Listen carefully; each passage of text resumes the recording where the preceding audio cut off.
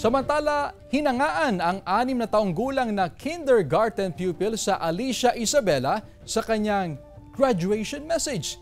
Yan at iba pang balita sa pagtutok ni CJ Turida. Good afternoon, everybody.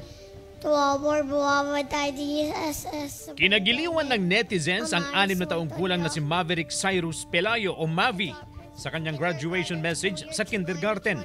Sa harap kasi ng mga guro at bisita, bibo sa pagbigkas ng Ingles si Mavi kahit walang binabasa. And on behalf of my friends and classmates, we welcome you all to this wonderful event. My kindergarten and school year helped me grow braver, smarter, kind-hearted, and more grateful.